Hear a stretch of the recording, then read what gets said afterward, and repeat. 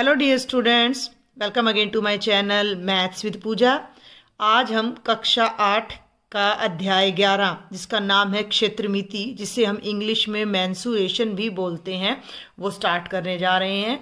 NCERT की book मैं करवाती हूँ हरियाणा विद्यालय शिक्षा बोर्ड के विद्यार्थियों के लिए स्पेशली। ये है हमारा अध्याय नंबर 11 क्षेत्रमिति। आप अपना आराम से बुक को देखिएगा, इंट्रोडक्शन पढ़िएगा, क्योंकि इसमें डायरेक्ट एक्सरसाइज स्टार्ट की हुई है। तो आज का जो हमारा लेक्चर है वो मैं पहले आपको क्षेत्रमिति का परिचय और उससे संबंधित इंपॉर्टेंट फॉर्मूलाज पर लगाऊंगी। इस लेक्चर को मैं क्षेत्रमिति क्या है भाई? क्षेत्रमिति गणित की एक ऐसी शाखा है जो मापन से संबंधित है। क्षेत्रमिति मापन से संबंधित है। मापन माने मापना। भाई अब किसको मापना? किसको मापना? ज्यामितीय आकृतियों को बेटा जी, ज्यामितीय आकृतियां। और इनका फिर हमारे दैनिक जीवन में बहुत ज्यादा प्रयोग होता है। ज्यामितीय आकृतियों को मापना। अब उसमें क्या मापना है? तो उसमें हमारी 2-3 टर्म्स आ जाती हैं। एक परिमाप आ जाता है, एक क्षेत्रफल आ जाता है, एक हमारा आयतन आ जाता है। ये ज्यामितीय आकृतियों में आपकी कम से कम जो शुरुआत होती है मापन के लिए वो त्रिभुज, 3 भुजाओं से शुरू होती है। उसके बाद चतुर्भुज बहुत प्रकार के हो जाते हैं, जिनमें आपका आयत है बेटा, वर्ग है, समानांतर चतुर्भुज है, और आपका समलंब है। बहुत सारे हैं जिनका हम सबका यहाँ पर अभी लेकर चलेंगे। वृत्त है, ठीक है। और इसके बाद इनके तो सिर्फ परिमाप और क्षेत्रफल का अध्ययन करेंगे। और 8वीं कक्षा में क्योंकि अब आप हो गए हैं तो हम घन, घनाभ, बेलन, शंकु वगैरह इन आकृतियों के भी परिमाप, पृष्ठीय क्षेत्रफल और आयतन का अध्ययन करेंगे। तो जब भी आपको कहीं क्षेत्रमिति शब्द, क्षेत्र एक खेत से लगा सकते हो, क्षेत्रम इति, किसी क्षेत्र के को नापना, क्षेत्र को नापना। क्षेत्र माने एरिया। जैसे भी जिस पेज पर मैं नोटबुक के पेज पर पढ़ा रही हूँ, ये भी एक एरिया है, इसको नापना, ठीक है ना। अगर हम अभी परिमाप, हर चीज की मैं डिटेल में आपसे अभी बात करने जा रही हूँ। जस्ट मैं यहाँ सिर्फ ये समझाना चाह रही हूँ कि क्षेत्रमिति या मेंसुरेशन का मतलब मापन से संबंधित होता है। किनको मापना? ज्यामितीय आकृतियों को। इस तरह की ज्यामितीय आकृतियां हमारे दैनिक जीवन में बहुत मिलती हैं। त्रिभुजाकार खेत होते हैं आपके, आयताकार खेत होते हैं, वर्गाकार आपका कमरा है या ब्लैक बोर्ड है, आपके घर में घन के रूप में लूडो की डाई है, वृत्त के रूप में आपके पास 2 रुपये का, 5 रुपये का सिक्का है, आपकी मम्मी की चूड़ी है, आपके घर में रोटी बन रही है। घनाभ है, जिस कमरे में आप बैठे हो वो घनाभाकार ही होगा। आप देखना लगभग कमरे घनाभाकार ही होते हैं। और बेलन के रूप में गिलास हो सकता है। शंकु के रूप में आइसक्रीम की हमारी जो है सॉफ्टी नहीं खाते हो आप, या मेहंदी का कोन होता है। तो इस तरह के सब उदाहरण हमारे दैनिक जीवन में हमें मिलने वाले हैं। तो 3 मुख्य चीजें, परिमाप, क्षेत्रफल और आयतन आता है। तो सबसे पहले मैं यहाँ पर बात करना चाहूंगी बेटा परिमाप की। बहुत से बच्चों को इन चीज़ों की डिटेल ही नहीं पता होती कि हमें करना क्या है। तो ये सब बातें हम पिछली कक्षा में कर चुके, फिर भी एक इंट्रोडक्टरी वीडियो मैं आपको देना चाहूँगी जिससे आपका बेस क्लियर हो जाए। क्षेत्रमिति में हम 3 चीजें सीखेंगे, परिमाप, क्षेत्रफल और आयतन। परिमाप, पेरीमीटर इंग्लिश में बोलते हैं। परिमाप को अगर मैं संधि तोड़ दूं तो परि जमा माप। परि का अर्थ होता है चारों ओर, चारों तरफ का माप, ठीक है। अब चारों तरफ का, किसके चारों तरफ का? तो किसी भी आकृति का अगर हमें परिमाप ज्ञात करना है तो इसका मतलब क्या है? मान लीजिए ये एक त्रिभुजाकार आकृति है, तो आप ये मान के चलो कि ये एक त्रिभुजाकार खेत है और इसके किनारे किनारे पर हमने तार लगाना है। तो ये कितनी लंबाई है इस किनारे की? मैं यहाँ एक रेड पेन यूज करना चाहूँगी कि यहाँ से मैंने तार लगाना शुरू किया और यहाँ तक मैं आई, ठीक है। और फिर मैंने देखो, ये तो मैं एक्स्ट्रा ले रही हूँ, अदरवाइज इसके साथ साथ चलेगा। और फिर हमारा ये, और बेटा जी फिर हमारा ये। तो ये जो इस नीली पट्टी के साथ साथ जो तार लगेगा, उस तार की जो लंबाई होगी वो इस आकृति का, इस त्रिभुज का क्या कहलाएगी? परिमाप कहलाएगी, चारों तरफ का माप। ठीक है। ये कोई त्रिभुजाकार आपके पास एक रुमाल है, इसके किनारे पर मम्मी ने लेस लगानी है, तो ये जो लेस की लंबाई है वो इसका परिमाप है। ठीक है, बात को समझ पा रहे हो आप? ये इस आकृति का परिमाप कहलाएगा। अगर मैं किसी चतुर्भुजाकार आकृति की बात करती हूँ, चाहे आयत आ जाए, चाहे वर्ग आ जाए, समानांतर चतुर्भुज आ जाए, आपका समलंब आ जाए, समचतुर्भुज आ जाए, पतंग आ जाए, चतुर्भुजाकार बहुत आकृतियां हैं, पंचभुजाकार हो, षटभुजाकार हो, कितनी भी भुजाएं क्यों ना हो, उसके बाहर की किनारों की जो लंबाई का योग होता है वो परिमाप कहलाता है। ये आकृति आपकी क्या है? त्रिभुज है। तो इस त्रिभुज का जो परिमाप होगा, इस त्रिभुज का जो आपका परिमाप होने जा रहा है वो इसकी तीनों भुजाओं का क्या होने जा रहा है? योग होने जा रहा है। इसको जोड़ दो, इसको जोड़ दो और इसको जोड़ दो। मान लो ये भुजा 15 मीटर है और ये भुजा 10 मीटर है और ये 8 मीटर है, तो इस पे कितना लंबा तार लगेगा? वही 15 + 10 + 8, 15 और 10 25 और 8 33 मीटर लंबा तार इसके लिए हमें चाहिएगा, बिना किसी जोड़ तोड़ के। ठीक है, सिंपल। उसमें 15, 10 और 25 और 8 35 मीटर, 25 और 8 33, 33 मीटर तार हमें यहाँ पर चाहिए। तो ये है परिमाप का मतलब। अब इस आयत पे आ जाएं। ये आपके स्कूल में ऐसा ब्लैक बोर्ड लगा हुआ है और अगर आप देखोगे तो उस ब्लैक बोर्ड के बाहर एक किनारी जरूर होती है, सिल्वर कलर की या लकड़ी की पट्टी, जो भी आपके क्लासरूम में ब्लैक बोर्ड लगा हुआ है। तो ये जो बाहर की जो पट्टी होती है, चारों ओर की जो पट्टी होती है, इसकी जो लंबाई होती है वो इसका परिमाप कहलाएगी। मान लीजिए कि ये वाला हिस्सा है 12 मीटर और मान लीजिए कि ये वाला हिस्सा है 7 मीटर आपका। ठीक है भाई, तो 12 मीटर ये है और 7 ये है, तो ये 12 है तो ये सामने वाला भी कितना हो जाना है? 12, और ये कितना हो जाना है? 7। तो जब मैं इसके परिमाप की बात करती हूँ,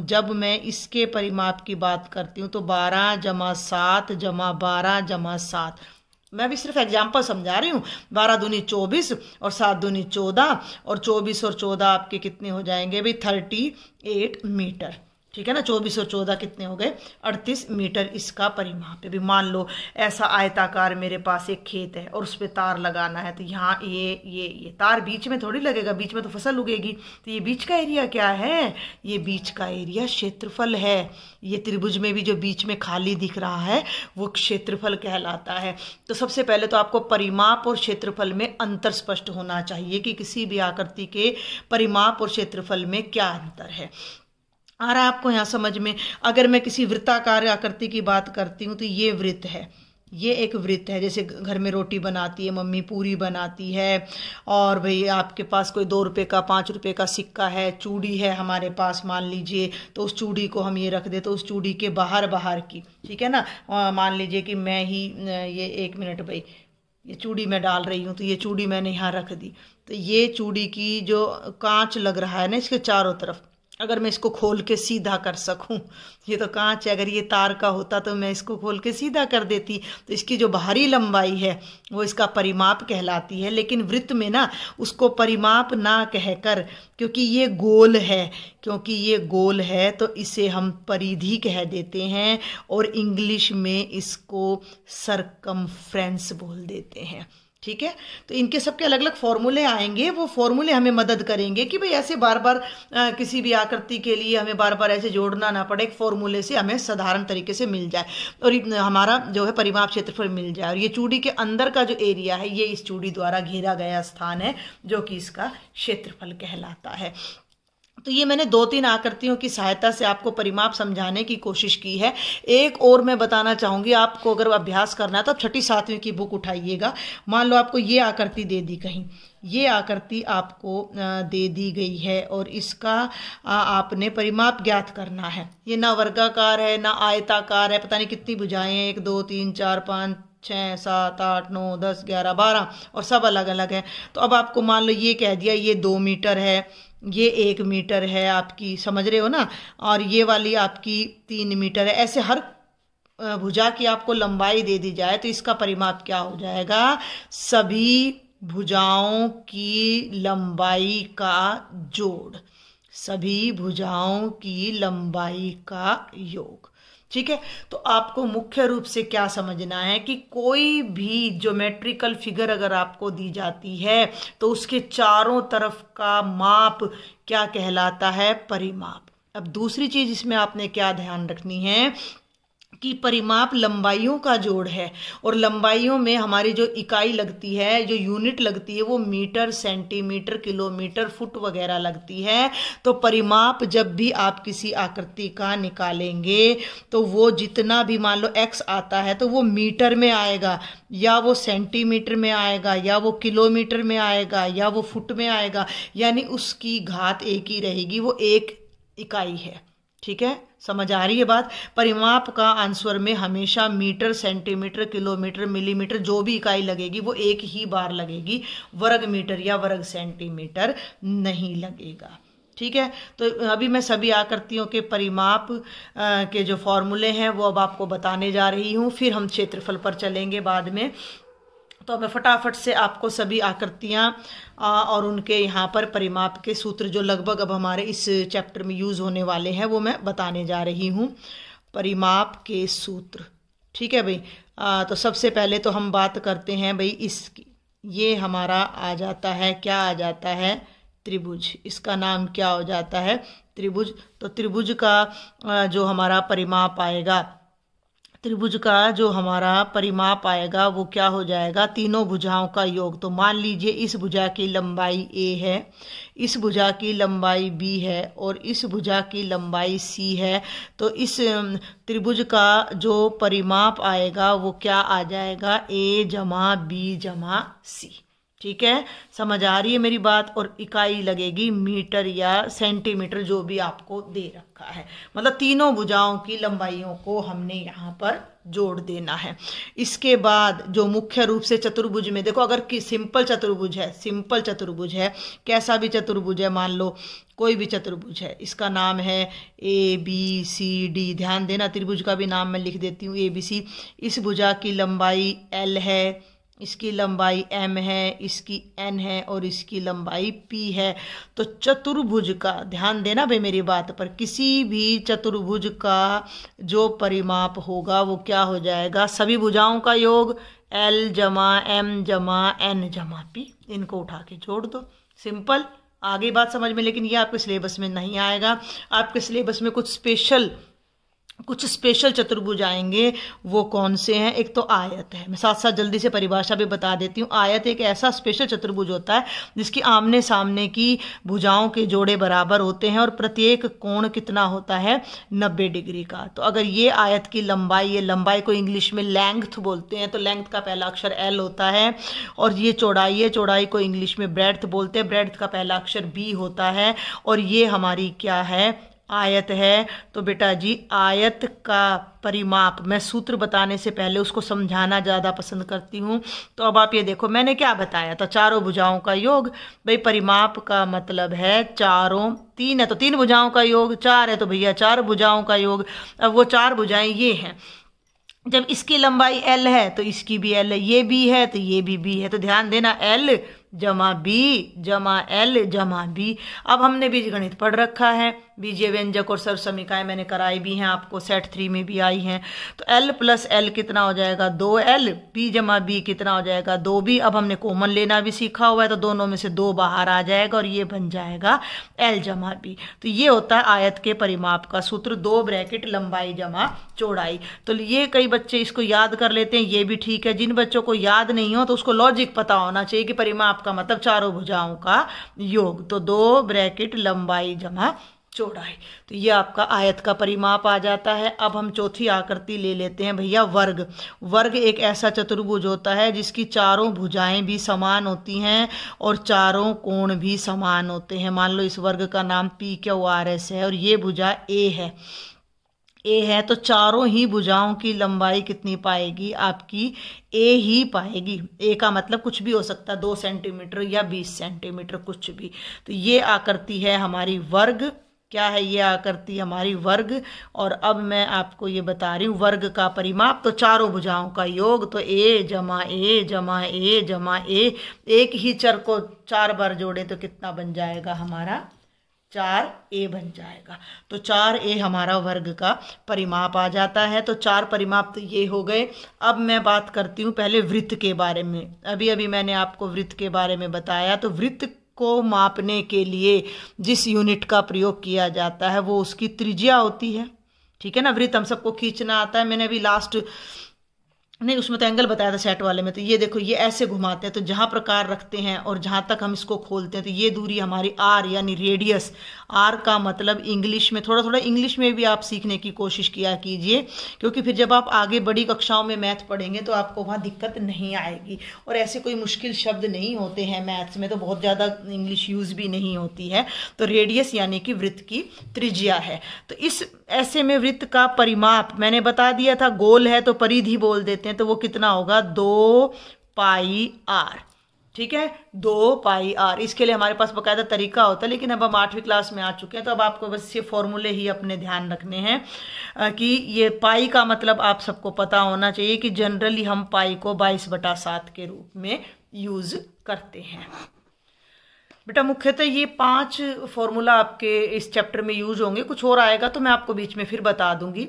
तो इसकी थोड़ी सी प्रैक्टिस करने के लिए ये आपकी 11.1 एक्सरसाइज से पहले प्रयास कीजिए। मैं ऊपर तो ये 3 क्वेश्चन क्षेत्रफल के दे रखे हैं जिन्हें हम बाद में डिस्कस करते हैं। ये 2 क्वेश्चन परिमाप के दे रखे हैं जो कि मैंने यहाँ नोट कर दिए हैं, तो मैं इनको सोल्व कराना चाहूँगी। प्रत्येक आकार का परिमाप लिखिए। अभी स्पष्ट दिखाई दे रहा है कि ये आयत है और आयत में 14 लंबाई है, 7 चौड़ाई है। ठीक है, तो वैसे अगर आपको फॉर्मूला याद नहीं है कोई बात नहीं भाई, जब ये 14 है तो ये भी 14 है और ये 7 है तो ये भी 7 सेंटीमीटर। तो 14 + 14 + 7 + 7 परिमाप आ जाएगा। वरना आप इसको डायरेक्ट भी अपना फॉर्मूला याद करें तो देखो बहुत बेहतर रहेगा, क्योंकि अब हम 8वीं कक्षा में आ चुके हैं तो हमें थोड़ा सा और अच्छे से चीज़ों को समझना सीखना चाहिए। हमारी बुद्धि इतनी विकसित हो जाती है। तो 2 ब्रैकेट लंबाई कितनी है 14 जमा चौड़ाई कितनी है 7। पहले ब्रैकेट को हल करना है तो 14 और 7 हो गया 21 और अब 21 को 2 से गुना करना है तो 42 सेंटीमीटर इसका परिमाप आएगा। मतलब अगर हम इसके चारों तरफ कोई तार लगाना चाह रहे हैं तो वो 42 सेंटीमीटर लंबा होगा। ये जो यहाँ ये ऐसे लगा रहता है ना, इसका मतलब यहाँ से यहाँ तक ये पूरी भुजा 14 सेंटीमीटर है। ठीक है, और अब यहाँ पर हम दूसरे भाग पर आ जाते हैं। ये हमें स्पष्ट दिखाई दे रहा है वर्ग है और इसकी देखो ये भुजा भी 7 सेंटीमीटर, ये भी, तो ये भी 7 ये भी 7, तो 7 चौके 28। तो परिमाप कितना हो जाएगा 4a। ठीक है ना, 4a और a हमारा कितना है यहाँ पर 7 सेंटीमीटर। तो 4a का मतलब 4 को a से गुणा करना है, तो 4 × 7 यानी कि 28 सेंटीमीटर। तो मेरे ख्याल से आपको समझ आ गया होगा। मैंने यहाँ पर आपको त्रिभुज का, चतुर्भुज का, कैसा भी चतुर्भुज है चारों भुजाओं को जोड़ दो। ये स्पेशल 2 चतुर्भुज है, आयत और वर्ग, और ये है वृत्त। अब मैं आपको क्षेत्रफल के सूत्र बताने जा रही हूँ। क्षेत्रफल, सबसे पहले तो मैं आपको क्षेत्रफल बता दूं कि किसी भी आकृति द्वारा घेरा गया स्थान, किसी भी आकृति द्वारा घेरा गया स्थान क्षेत्रफल कहलाता है। घेरा गया स्थान उसका क्या कहलाता है, क्षेत्रफल कहलाता है। उसका क्षेत्रफल कहलाता है। आपको इस परिभाषा को रटने की, याद करने की कोई ज़रूरत नहीं है, जस्ट मैं समझा रही हूँ। ये त्रिभुज मैंने यहाँ बनाया, तो इस त्रिभुज ने इस नोटबुक पर जो जगह घेरी है वो ये है अंदर की सारी, जिसे मैंने रेड कलर से शेड कर दिया है। तो ये इस त्रिभुज का क्षेत्रफल है। ठीक है, अगर मैं यहाँ पर एक आयत बना रही हूँ तो इस आयत ने इस मेरे नोटबुक के पेज पर जो जगह कवर की है वो ये सारी है। तो इस आयत ने जितना स्थान घेरा है वो इसका क्षेत्रफल है। ये अगर मैं यहाँ एक वर्ग बनाती हूँ तो वर्ग जितना स्थान घेरता है वो इस वर्ग का क्षेत्रफल है। इसी तरह से अगर मैं कोई वृत्त बनाती हूँ तो छोटा वृत्त होगा तो कम जगह घेरेगा, बड़ा वृत्त होगा ज़्यादा जगह घेरेगा, तो ज़्यादा उसका क्षेत्रफल होगा, तो ये उसका क्षेत्रफल हो जाएगा। समझ आ रही है बात आपको? तो ये क्षेत्रफल एक तो आपको क्लियर होना चाहिए।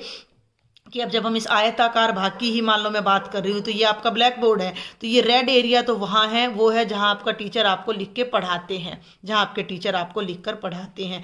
और ये वो बाउंड्री है जिस पर आपके स्कूल में कोई लकड़ी की पट्टी लगी होगी, कोई सिल्वर कलर की पट्टी लगी होगी, या कोई भी आउटर बाउंड्री लगी होगी। तो डिफरेंस बिल्कुल साफ दिखाई दे रहा है।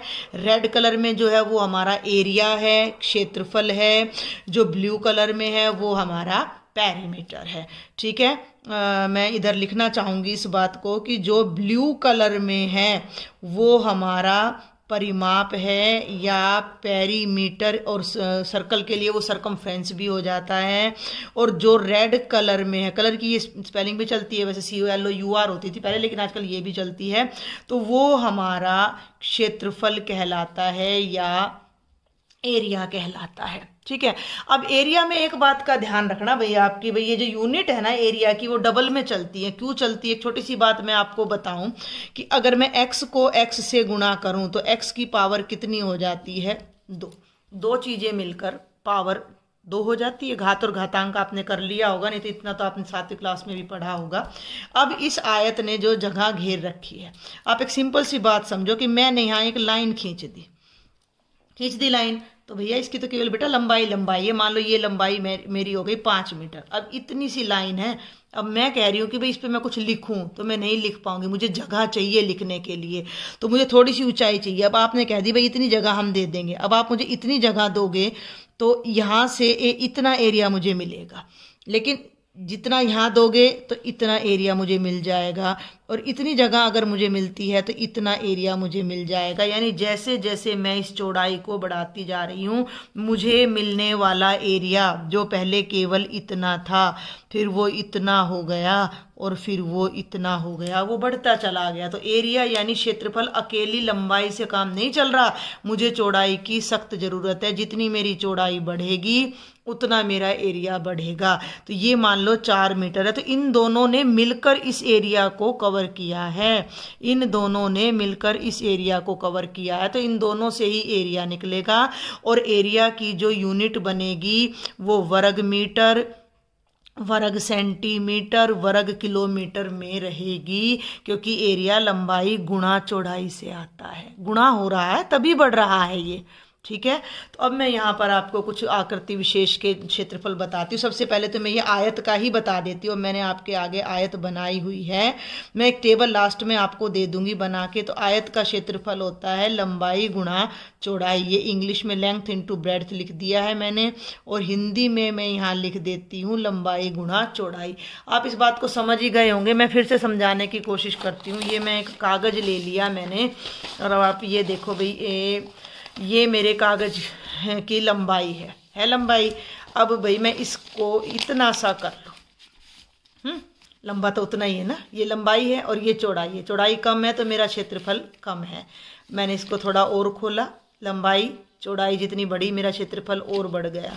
भाई मैंने और खोला तो मेरी जगह और बढ़ गई, और अगर मैं इसको पूरा खोल देती हूँ तो मेरा क्षेत्रफल और भी ज़्यादा बढ़ जाता है।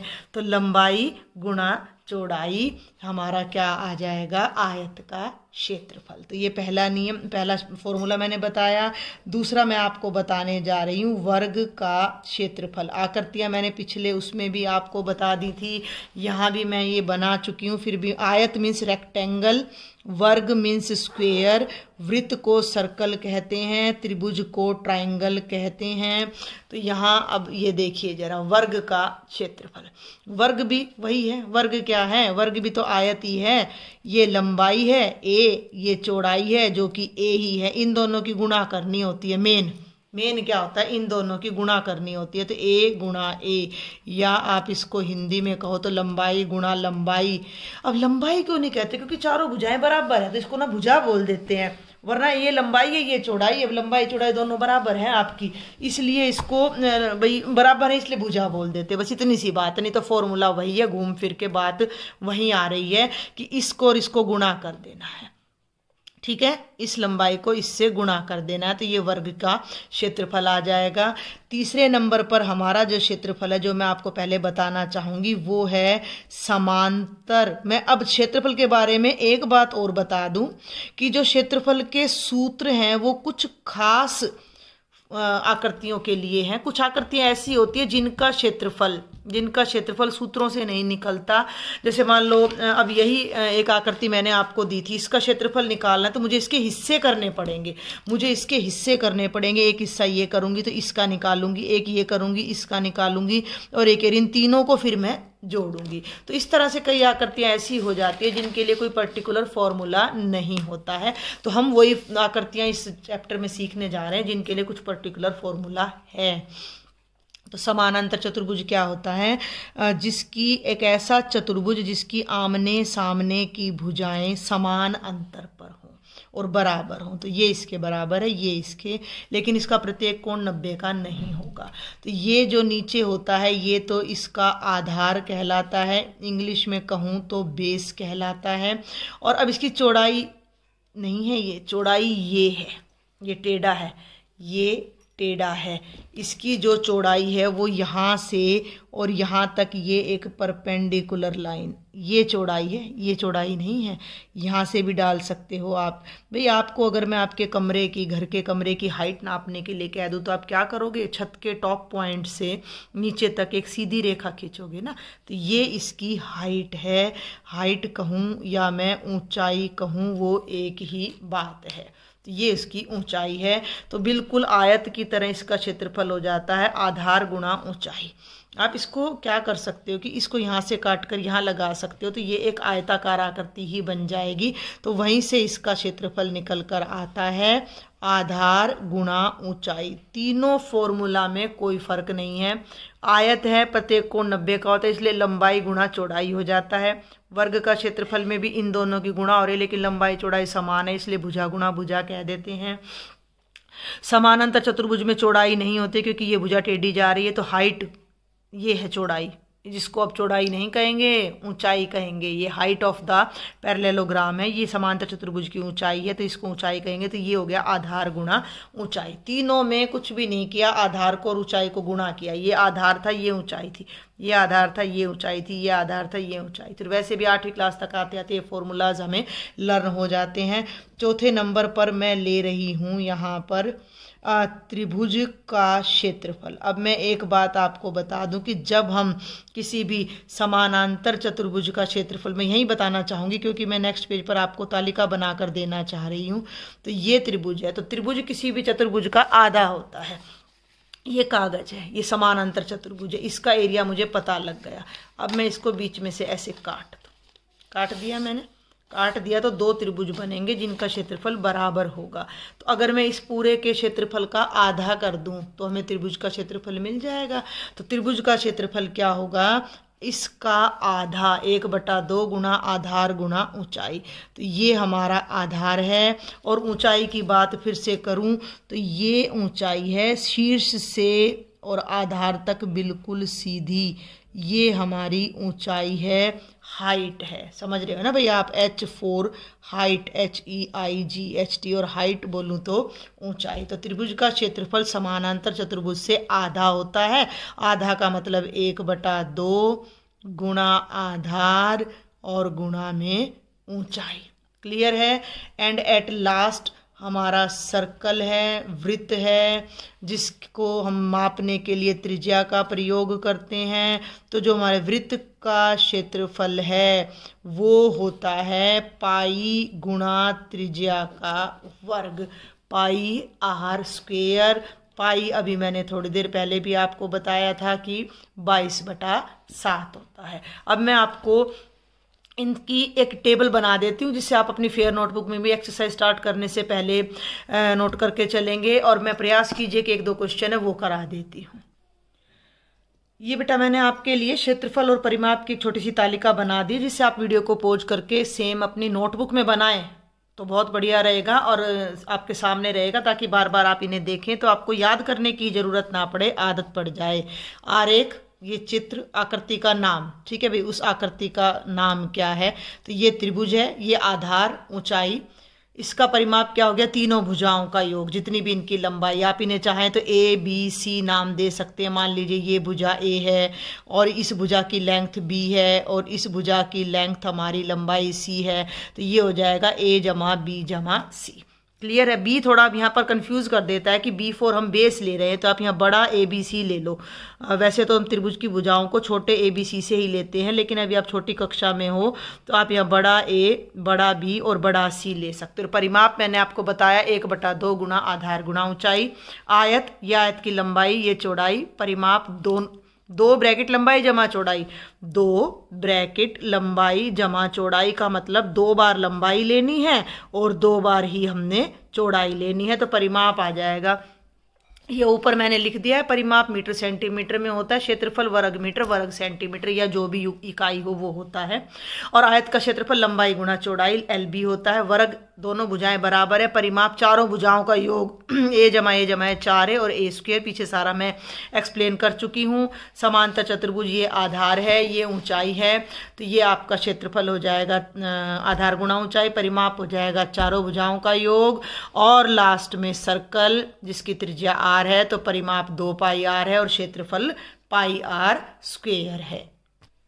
और आज के लेक्चर को एंड करने से पहले मैं प्रयास कीजिए कि ये 3 छोटे छोटे क्वेश्चन और आपको कराना चाहूँगी। और एक बात और मैं आपसे कहना चाहूँगी कि अगर मेरा लेक्चर आपको समझ आ रहा है तो आप ज़्यादा से ज़्यादा अपने सभी फ्रेंड्स से इस लेक्चर को शेयर करें। मेरे चैनल को ज़रूर सब्सक्राइब करके बेल आइकन दबा दें ताकि जितनी जल्दी मैं लेक्चर डालूँ आपको सबसे पहले वो मिल सके। निम्नलिखित आकृतियों का उनके क्षेत्रफल से मिलान करो। अब ध्यान देना भी, ये आकृति देखो स्टेडी है, आप साफ देख रहे हो, ये दोनों समानांतर है, ये दोनों, तो ये समानांतर चतुर्भुज है। समानांतर चतुर्भुज का जो क्षेत्रफल होता है, अभी अभी मैंने आपको फॉर्मूला बताया है, क्या होता है, आधार गुणा ऊंचाई। आधार कितना है 14। अब भाई आप ऊंचाई देखना, ये ऐसे सीधी रेखा दे रखी है। सीधी रेखा का मतलब ये हाइट आपकी 7 है, ये ही हाइट हमारी होती है, ठीक है ना। हाइट हमेशा परपेंडिकुलर 90 डिग्री के कोण पर हम लेते हैं। अब आपकी हाइट नापनी है तो आपको, आप ऐसे टेढ़े खड़े होगे अपनी हाइट थोड़ी नापोगे, बिल्कुल सीधे खड़े होगे तब आप अपनी हाइट, अब ये पेन की हाइट लेनी है तो यहाँ से यहाँ तक बिल्कुल सीधा नापेंगे ना, हम उसको इस तरह से सीधा नापेंगे। ऐसे मैं टेढ़ा कर दूं और कह दूं भाई इस बिंदु से इस बिंदु तक नाप लो, तो ऐसा नहीं होता है।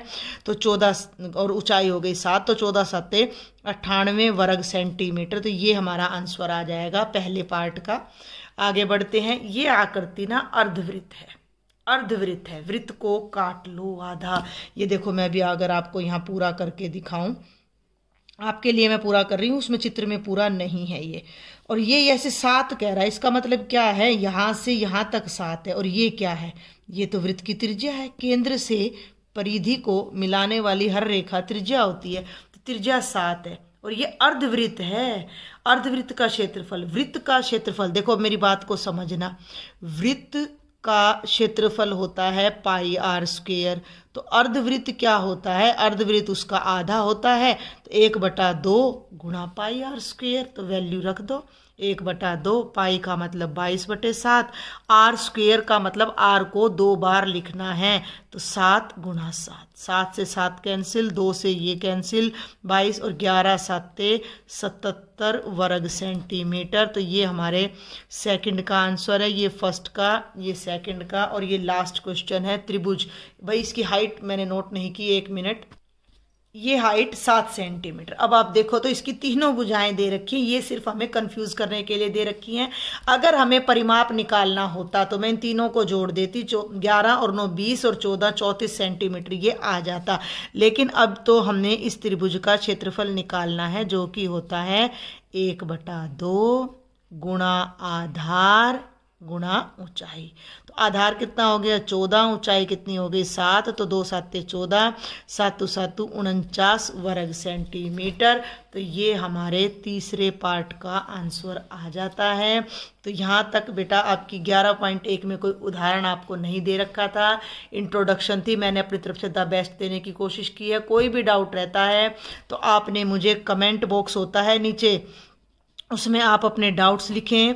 मैंने 8वीं क्लास के लिए एक व्हाट्सएप का ग्रुप बनाया हुआ है, जिसका लिंक हर बार मैं एक डिस्क्रिप्शन बॉक्स कहाँ होता है, जहाँ आपको मेरी चैनल की डिटेल मिलेगी, वहाँ एक एरो मिलेगा, इस तरह से उसको प्रेस करोगे तो नीचे मेरे आपको व्हाट्सएप ग्रुप का लिंक मिलेगा, आप उसको ज्वाइन करो और आप मुझे अपनी डाउट्स वहाँ शेयर कर सकते हो। Thank you students.